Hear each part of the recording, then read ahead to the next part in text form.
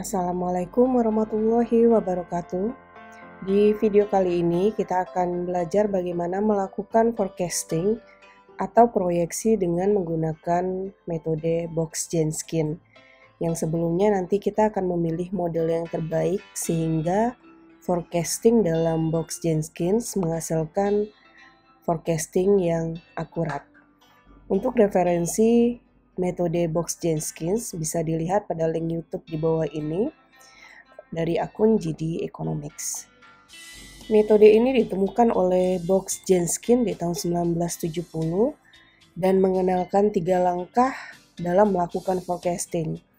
3 langkah itu adalah dimulai daripada tahapan identifikasi, diikuti dengan estimasi, dan selanjutnya harus dilakukan diagnostik untuk bisa dapat dilakukan forecasting. Dasar dari Box-Jenskin adalah let my past predict you my future. Yang maksudnya adalah data-data historis yang dimiliki perusahaan akan memprediksi masa depan daripada perusahaan tersebut. Kita akan pelajari dan akan dipraktekkan melakukan forecasting dengan software Evius, bagaimana melakukan tahapan identification di dalam forecasting menggunakan metode Box-Jenskin. Tahapan pertama yaitu identification atau identifikasi. Tahapan ini bertujuan mengetahui pola data apakah stasioner atau tidak stasioner. Tidak stasioner itu maksudnya adalah pola tren. Tahap ini sangat penting karena di dalam tahap ini kita akan menentukan model yang kita gunakan adalah Autoregressive Moving Average atau yang kita singkat dengan ARMA, ataukah kita menggunakan model Autoregressive Integrated Moving Average. Jika data kita stasioner, kita akan menggunakan ARMA model, tapi kalau data kita tidak stasioner atau membentuk pola tren, kita akan menggunakan ARIMA model. Nah, bagaimana menentukan pola data kita stasioner atau tidak? Dengan menggunakan 3 uji, yaitu kita lihat grafik supaya bisa kelihatan dari tahun ke tahun pola datanya seperti apa. Selanjutnya kita lihat lagi dengan koreliogram dan dipastikan lagi dengan unit truth test. Koreliogram di sini sangat penting karena akan membantu kita nanti menggunakan kombinasi autoregressive dan moving average yang berapa sehingga bisa dilakukan berbagai macam potensi untuk dilakukan estimasi regresi. Yang ingin dicapai di sini adalah parsimoni, yaitu ketika kita akan menambahkan variabel di mana model semakin fit atau R-square semakin meningkat, sekaligus dapat mengurangi degree of freedom. Proses memasukkan data di dalam Evius serta melakukan pengujian stasionaritas data akan dicontohkan pada berikut. Di sini data kita adalah Consumer Price Index atau indeks harga konsumen di Indonesia, yang datanya didapatkan daripada BPS. Kita punya data dari Januari 2017 sampai dengan Desember 2019. Jika datanya bentuknya seperti ini, maka jenisnya adalah data time series. Data time series merupakan data runtut waktu dengan satu objek. Kita nantinya akan melakukan forecasting untuk indeks harga konsumen dimulai daripada bulan Januari 2020 hingga bulan Desember 2021. Jadi akan dilakukan 2 tahun forecasting dengan menggunakan metode Box-Jenskin. Nah, data ini kita masukkan di Evius untuk kita lakukan pengujian stasionaritas data. Berikut ini merupakan proses untuk memasukkan data sekaligus untuk pengujian stasionaritas pada data indeks harga konsumen. Tinggal klik file di sini, kita buka datanya dengan pilihan Open Foreign Data as a Word File. Cari filenya di komputer masing-masing. Setelah menemukan file di data komputer masing-masing, klik Open. Setelah muncul window seperti ini, klik 3 kali Next. Setelah muncul window seperti ini lagi, ganti pilihannya menjadi Dated Regular Frequency. Start date-nya kita ketikkan 2017 untuk menandakan dimulainya tahun daripada data kita adalah 2017 dan Evius sudah bisa mendetek sendiri bahwa data yang kita punya adalah data per bulan karena kebetulan di dalam Excel-nya kita buat periodenya di situ Januari hingga Desember. Kalau sudah seperti ini, klik finish. Ada pilihan link imported, klik no. Nah, ini sudah muncul Word file kita di mana kita punya data IHK. Kita bakal cek, kita akan melakukan pengujian stasionaritas data berdasarkan 3 metode, yaitu metode grafik, parallelogram, dan unit root test. Ini kita buka dengan mengklik 2 kali sehingga muncul data IHK kita di dalam eViews. Pertama, kita akan melakukan pengujian grafik. Di dalam data time series, kita akan mengenal istilah data pada level 0, data pada level 1, dan data pada level 2. Data pada level 0 adalah ketika data kita belum kita rubah sama sekali, atau data original, data aslinya yang kita punya. Nah, nanti kita kenal istilah data pada level 1 adalah data ketika sudah dilakukan proses transformasi diferensiasi dengan tujuan untuk menstasionarkan data. Sekarang kita bakal melakukan pengujian stasionaritas data pada level 0 di mana datanya belum dirubah sama sekali, yaitu pengujian grafik. Jadi klik di sini view, pilihannya adalah graph. Nah, di sini spesifiknya adalah line and symbol, klik OK. Ini merupakan grafik indeks harga konsumen kita. Dari tahun 2017 hingga tahun 2019, selama 3 tahun, itu data kita membentuk pola tren kenaikan daripada indeks harga konsumen. Nah, kita maunya pola data kita adalah stasioner sehingga kita bisa melakukan forecasting dengan menggunakan metode auto-regressive moving average. Nah, karena itu kita coba dengan menggunakan parallelogram. Dengan cara klik view di sini, pilihannya adalah parallelogram. Jadi pada dasarnya pengujian stasionaritas data itu di menu view semuanya. Untuk grafik di sini, parallelogram di sini, dan nanti unit root test ada pada di sini. Sekarang kita klik dulu parallelogramnya. Pilihannya adalah level aja atau level 0. Nah, klik OK di sini. Pada output parallelogram kelihatan grafik abu-abu di sini dan ada garis putus-putus di sini. Seharusnya grafik yang abu-abu ini tidak melebihi daripada garis putus-putus, dan ini berlaku juga untuk partial correlation. Grafik abu-abu tidak seharusnya melebihi garis putus-putus. Di sini kelihatan ada satu grafik abu-abu yang melebihi garis putus-putus. Dan di autocorrelation itu ada 8 grafik yang melebihi garis putus-putus. Begitu juga dengan nilai probability seluruhnya kecil dari 0,05. Nah, kalau sudah ada grafik yang melebihi daripada garis putus-putus, artinya pola data adalah tren atau tidak stasioner. Artinya data kita itu tidak stasioner pada level 0. Bisa dilihat juga di grafik ini sangat bersusun dengan rapi sekali yang menunjukkan pola tren. Nah, kesimpulan kedua berdasarkan uji parallelogram, data kita adalah tidak stasioner atau polanya tren, tapi harus kita pastikan kembali dengan menguji menggunakan unit root test atau uji akar unit. Caranya mudah, tinggal klik view di sini, pilihannya adalah unit root test, standar unit root test. Test for unitnya jadikan level saja tanpa ada pilihannya level. Nah, klik OK.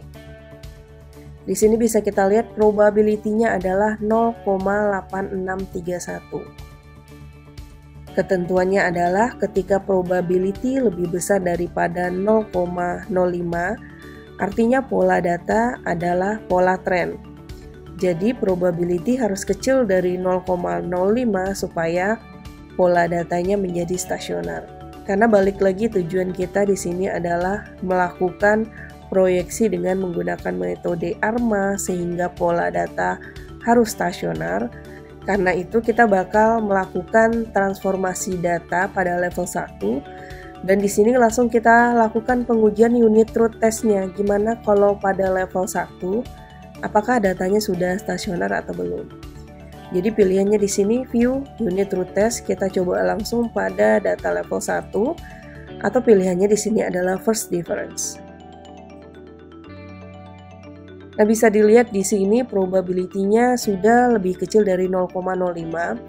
Artinya kita tahu bahwa data kita stasioner pada level 1. Kita tidak perlu lagi melakukan pengujian grafik dan koreliogram pada level 1 karena berdasarkan unit root test dia sudah polanya stasioner. Untuk tahapan selanjutnya yaitu estimasi, ketika kita memasukkan rumus regresi di dalam eViews, kita harus mentransformasikan IHK menjadi level 1. Setelah kita memastikan bahwa data kita stasioner, dengan kata lain ditransformasikan supaya stasioner, kita bisa mencapai model parsimoni di mana model parsimoni R-square yang tinggi dan goodness of fit yang semakin kecil. Tahap estimasi pada dasarnya adalah kita memilih model mana yang terbaik. Karena berdasarkan hasil output koreliogram, itu berbagai macam model estimasi bisa dibentuk. Nah, pemilihan model terbaik dasarnya adalah kita melihat signifikansi daripada ARMA model, baik secara parsial maupun simultan. Jadi semakin signifikan semakin baik, diikuti dengan nilai goodness of fit, yaitu ada Akaike, Schwartz, dan Hanan Quinn, di mana nilainya semakin kecil akan semakin baik. Kita akan memilih di antara berbagai macam model estimasi yang dilakukan, mana yang memiliki nilai R-square paling tinggi, signifikansi dari uji parsial dan simultan, serta goodness of fit yang paling kecil sehingga tercapailah model parsimoni. Kita kembali lagi ke eViews, di mana ini berdasarkan pengujian unit root test level 1 yang sebelumnya. Selanjutnya di sini kita akan kembali lagi koreliogram pada level 0. Jadi kita coba lihat lagi koreliogram yang sudah kita munculkan tadi tetap pada level 0. Karena penentuan model berapa macam model estimasi yang dilakukan adalah berdasarkan koreliogram. Nah, di sini adalah cara menentukan kombinasi model yang dapat dibentuk dari koreliogram data level 0. Jadi ingat dasar pembentukan berbagai macam model estimasi yang bakal dipilih harus berdasarkan koreliogram pada data level 0 yang belum dirubah sama sekali. Cara menentukan AR berapa dan MA berapa yang digunakan adalah dengan melihat tabel autocorrelation dan partial correlation. Dasar pertama adalah autocorrelation digunakan untuk membuat kombinasi moving average, dan partial correlation digunakan untuk membuat autoregression. Poin kedua yang harus diingat adalah lihat di sini grafik abu-abu yang melebihi garis putus-putus. Pada tabel partial correlation itu grafik pertama melebihi garis putus-putus. Artinya apa? Kombinasi yang bakal muncul adalah di sini AR1. Kenapa? Karena di dalam tabel partial correlation yang menggambarkan yang merupakan dasar pembuatan kombinasi autoregression atau AR itu adalah grafik pertama saja yang melebihi garis putus-putus dan grafik sisanya tidak melebihi garis putus-putus. Jika di sini terdapat dua grafik AR yang melebihi garis putus-putus, umpamakan di sini ada muncul grafik satu lagi. Artinya apa? Kita akan membuat kombinasi baru lagi yaitu AR2. Jadi ada dua kombinasi ketika ada dua grafik yang melebihi garis putus-putus. Karena di sini cuma satu, makanya kita cuma buat satu kombinasi AR. Selanjutnya kita bakal menentukan berapa kombinasi MA yang bakal muncul. Dasarnya sama, kita melihat berapa banyak grafik abu-abu ini yang melebihi garis putus-putus. Kita hitung dari atas. Jadi ada 8 grafik yang melebihi garis putus-putus. Jadi di sini 5, 6, 7 dan 8. Nah, karena itu kombinasi yang bakal muncul adalah MA1 sampai dengan MA8. Kalau umpamakan grafik birunya cuma sampai 3 saja yang melebihi garis putus-putus, berarti kombinasinya adalah MA1 sampai dengan MA3. Nah, antara AR dan MA kemudian digabungin, jadi kombinasi-kombinasi yang bakal muncul adalah AR1 dan MA1 AR1 dan MA2, jadi dipasangin AR-nya terhadap MA yang bakal muncul. AR1, MA3, dan selanjutnya AR1 sampai dengan MA8. Umpamakan tadi kita punya AR2, maka AR2 itu juga harus dikombinasikan dengan tiap MA. Jadi yang bakal muncul adalah AR2, MA1, AR2, MA2, dan selanjutnya. Karena di contoh kita cuma AR1 yang bakal muncul, maka AR1 dikombinasikan dengan tiap MA. Tiap-tiap kombinasi yang muncul ini bakal kita estimasikan di dalam EViews, dan tiap estimasi itu kita akan bandingkan mana model yang parsimoni, di mana nilai R-square paling tinggi dengan goodness of fit paling kecil dan banyaknya variabel yang signifikan. Jadi tiap kombinasi ini akan menghasilkan estimasi regresi. Maka kita akan melakukan 8 estimasi regresi dan kita akan bandingkan tiap estimasi regresi tersebut. Kita akan balik ke EViews untuk melakukan estimasi ke-8 estimasi tersebut dan kita akan bandingkan lagi hasil tiap estimasi regresi tersebut. Sekarang layar EViews dikombinasikan dengan layar PPT supaya kita dapat panduan berapa kombinasi yang bakal kita bentuk untuk dilakukannya estimasi regresi. Ini bisa di-close saja hasil daripada koreliogram yang tadi kita cari. Caranya adalah kita klik di sini quick, estimate equation. Kita harus mengetikkan D dalam kurung IHK atau indeks harga konsumen. Variabel kita namanya IHK, maka di sini kita tulis IHK. Spasi C, spasi ketikan AR dalam kurung 1, spasi MA dalam kurung 1. Tidak ada karakter yang boleh salah satu pun. Di sini ditulis DIHK, kenapa? Karena IHK kita stasioner pada level 1, jadi kita regresikan, harus kita masukkan rumus yang sudah ditransformasikan. Di sini menunjukkan kita menggunakan variabel independen yaitu AR1 dan MA1.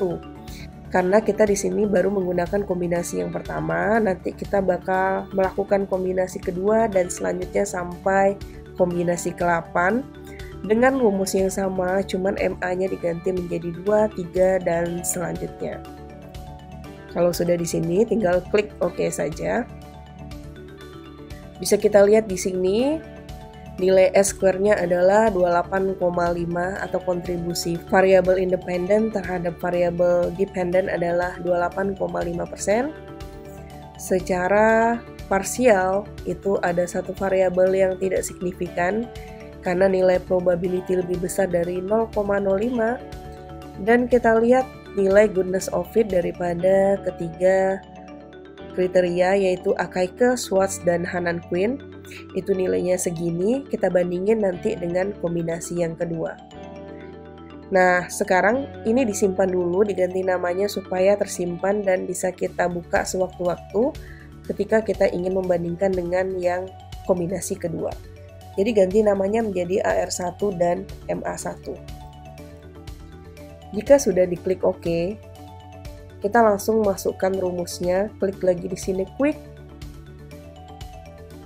estimate equation, rumusnya adalah D dalam kurung IHK, jadi tetap rumus transformasi pada level 1, spasi C yang merupakan lambang konstanta yaitu C, spasi AR1 dan spasi MA dalam kurung 2, karena kita di sini menggunakan kombinasi yang kedua. Nah, di sini klik OK. Ini merupakan hasil daripada estimasi regresi dengan kombinasi yang kedua. Kita ganti namanya dulu biar tersimpan, AR1 MA2. Ini kita bandingkan sementara antara AR1 MA1 dan AR1 MA2. Bisa dilihat di sini nilai probability-nya semakin kecil pada MA2 dengan nilai R-square yang semakin besar. Jadi tadinya 0,28, AR1 MA2 adalah 0,36, dan goodness of fit yang semakin kecil dibandingkan goodness of fit yang AR1 MA2. Ketentuan model parsimoni adalah R-square yang semakin besar dan nilai goodness yang semakin kecil, serta signifikansi nilai-nilai probabilitas. Jadi itu semakin baik. Nah, jadi kalau dibandingin antara model 1 dan model 2, artinya apa? Kita lebih memilih model yang kedua atau AR1MA2 dalam melakukan estimasi regresi. Walaupun nanti hasil daripada estimasi AR1MA2 ini harus dilakukan proses diagnostik terlebih dahulu, baru untuk dilakukan forecasting jika memang benar-benar dipilih. Selanjutnya silahkan lakukan dengan langkah yang sama sehingga muncul ke-8 estimasi, dan dari ke-8 estimasi itu nanti baru kita bandingin untuk mendapatkan estimasi yang terbaik, yaitu tercapainya parsimoni. Ini merupakan hasil estimasi parameter regresi daripada seluruh kombinasi yang muncul berdasarkan koreliogram yang kita baca di awal tadi. Jadi di sini AR1MA1 diikuti AR1MA2 sampai AR1MA8. Ingat sekali lagi, model parsimoni itu adalah menginginkan di mana R-square yang semakin tinggi dengan GOV yang semakin rendah diikuti dengan tingkat signifikansi daripada variabel-variabel baik secara simultan maupun secara parsial.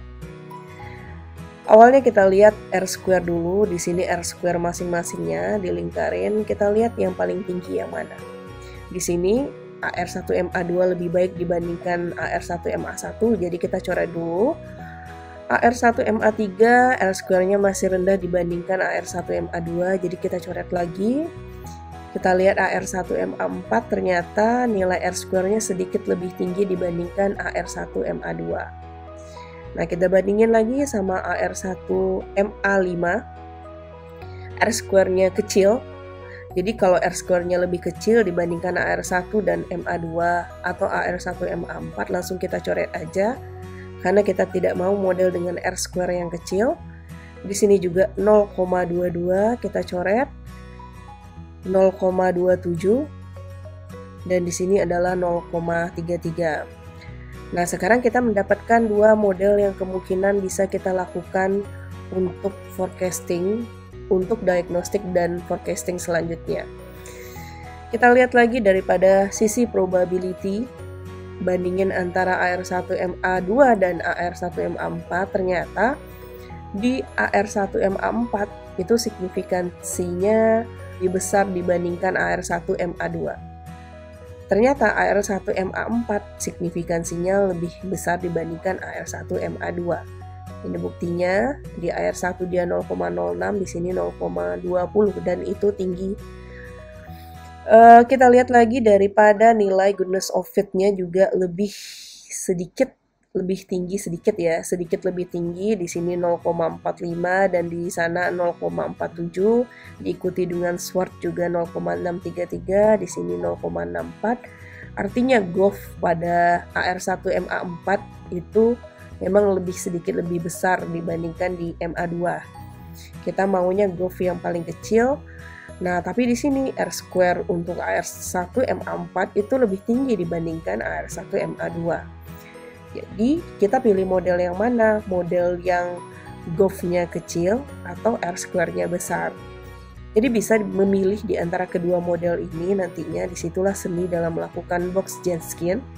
Jadi berdasarkan preferensi kita nantinya, jadi ada dua model ini, maka pada contoh ini yang dipilih adalah AR1MA4 karena memiliki R-square yang paling tinggi dibandingkan model yang lainnya. Nah, selanjutnya kita akan melakukan proses diagnostik dan forecasting ketika kita sudah berhasil memilih model yang terbaik di antara berbagai macam model yang timbul atas dasar koreliogram tersebut. Nah, tahapan ketiga adalah diagnostik dan forecasting, di mana persyaratan untuk proses univariate atau meregresikan dengan dirinya sendiri adalah residual model harus white nose.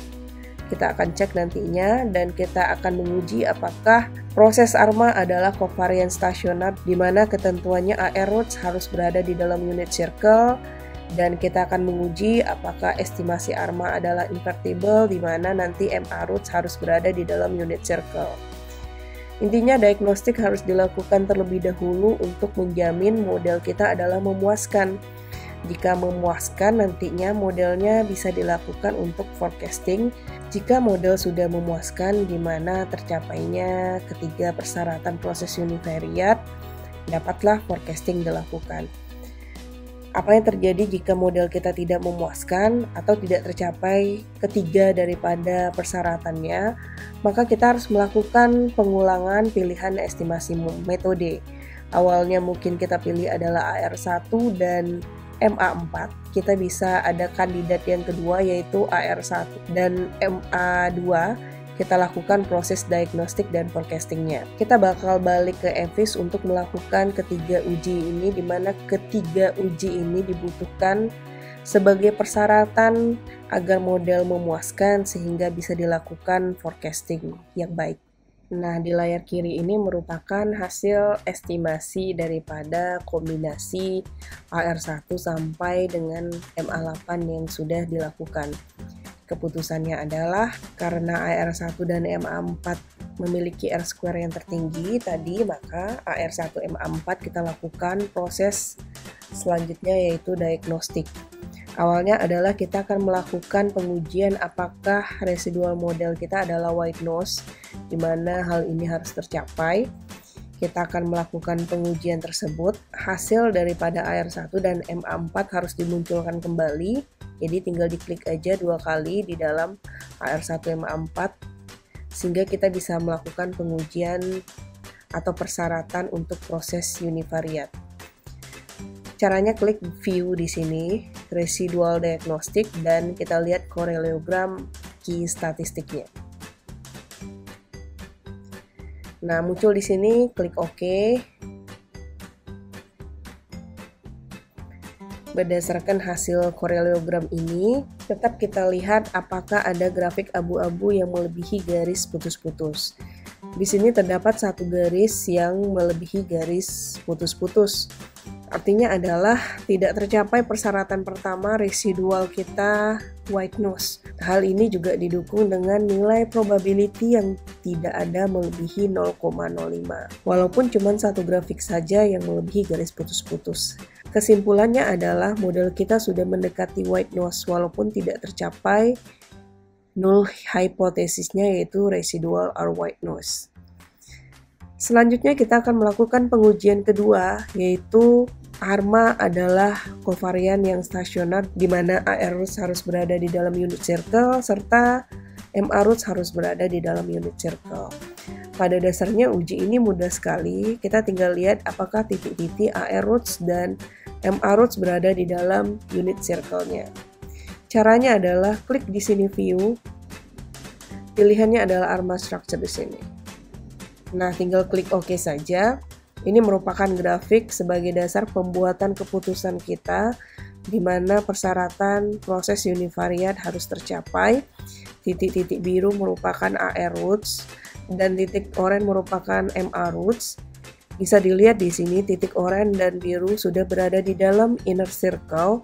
Artinya apa? Untuk persyaratan yang dua ini maka sudah tercapai. Karena dua asumsi sudah memenuhi persyaratan univariate, maka dilakukan proses selanjutnya dan dianggap model memuaskan, maka forecast dapat dilakukan. Selanjutnya kita akan melakukan forecasting atau proyeksi nilai IHK 2 tahun ke depannya berapa. Ini tinggal kita close aja terlebih dahulu. Dan kita akan setting dulu di dalam Word file-nya. Di sini ada range, silahkan klik 2 kali. Tujuannya apa? Kita akan merubah end date atau akhir periodenya sampai kapan. Karena kita pengen cari sampai dengan 2021 di bulan yang ke-12 atau months-nya 12. Jadi tinggal kita ketikkan di sini 2021 M12 months 12. Nah, kalau udah, kita tinggal klik OK saja. Nah, resize involve inserting 24 observations. Kita tinggal continue aja. Ketika kita buka IHK di sini, kita klik 2 kali dan kita kembalikan ke datanya atau spreadsheet-nya. Artinya apa? Di sini sudah muncul periode yang sampai 2021 M12. Nah, tapi angkanya belum ada karena kita belum melakukan forecastingnya. Ketika kita sudah memanjangkan periodenya, kita tinggal melakukan forecasting, di mana kita harus buka lagi AR1MA4-nya. Ini kita buka, dan di sini adalah pilihannya forecast. Nah, ini tinggal diklik aja. Di sini adalah forecast sampel. Sekarang kita ganti 2017-nya, tahun ketika awal kita ingin melakukan proyeksi. Jadi di data kita itu sampai 2019, bulan Desember tahun 2019. Nah, kita melakukan proyeksi atau forecastingnya sejak tahun 2020. Jadi tinggal diganti di sini 2020 Mon 1, 2021 Mon 12. Jadi ini adalah periode kita bakal melakukan forecasting. Forecastnya bisa diganti nama atau ingin tetap seperti ini aja bisa, jadi tinggal diganti forecast. IHK forecastnya berapa. Kalau udah tinggal klik OK. Nah, inilah merupakan proyeksi atau forecasting daripada IHK sejak periode yang kita tentukan 2020 hingga 2021. Jadi bisa dilihat di sini garis oranye ini merupakan standar error dan garis biru itu yang merupakan garis proyeksinya. Jadi bisa kalian arahkan kursornya ke sini, nanti angkanya bakal berubah-ubah. Itu untuk melihat angka IHK yang di forecasting tahun 2020 bulan kedua 141,1. Nah, ini dari segi grafik. Grafik yang biru ini merupakan forecast atau proyeksi atau peramalan dan bisa melenceng sampai dengan garis oranye, karena garis oranye merupakan standar error yang bakal muncul atau kesalahan proyeksi yang bakal muncul dari teknik yang kita lakukan. Selanjutnya, ketika kita ingin melihat berapa sih angka tepatnya, kita tinggal close di sini. Akan ada variabel baru di sini IHK forecast. Kita tinggal klik 2 kali. Di sini kalau kita ke bawah kan,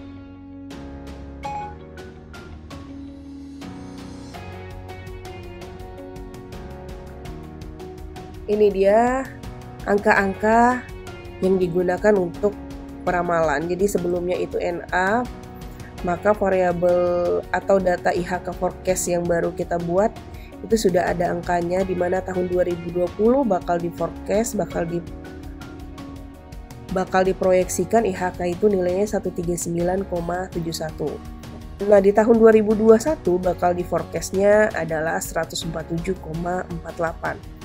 Nah, di tahun 2020 bulan ke-12 di forecast 143,45 sampai dengan tahun 2021 bulan ke-12. Untuk membandingkan proyeksi yang kita lakukan dengan metode box Genskin dengan IHK yang sebenarnya, kita akan cek data di BPS berapa IHK yang sudah terjadi itu tahun 2021 Mon 6, jadi bulan 6 sampai dengan bulan yang lain, dan ini jadi yang di blok ini adalah IHK yang sudah terjadi. Kita bisa bandingkan dengan IHK yang sebenarnya berdasarkan data BPS. Bisa dilihat di sini di tahun 2020, ini dia yang paling ujung, kolom paling ujung. Jadi IHK di sini ternyata di bulan Januari IHK yang benar-benar terjadi adalah 104,33. Sedangkan kita prediksinya di bulan pertama itu adalah 139. Nah, kenapa perbedaannya sangat jauh seperti ini? Bisa dilihat bahwa yang terjadi adalah kondisi anomali di mana tidak biasa. Di awal tahun 2020 terjadi penyebaran virus corona, di mana kondisi ekonomi mengalami kesulitan sehingga mempengaruhi data-data perekonomian yang salah satunya adalah IHK. Nah, seharusnya IHK ini akan bertambah. Bisa kita lihat di sejak tahun 2016 sampai di tahun 2019 itu angkanya terus bertambah dan diprediksikan IHK-nya di tahun 2020 berkisar mencapai 139,71. Nah, ternyata tiba-tiba turun drastis menjadi 104, dan juga di tahun 2021 itu masih rendah prediksinya Sehingga ketika kita ingin melakukan proyeksi pada kondisi anomali seperti di tahun 2020 dan 2021, itu agak sulit menggunakan analisis Box-Jensen seperti ini. Nah, forecasting atau proyeksi itu tidak bisa dilakukan ketika kondisinya anomali.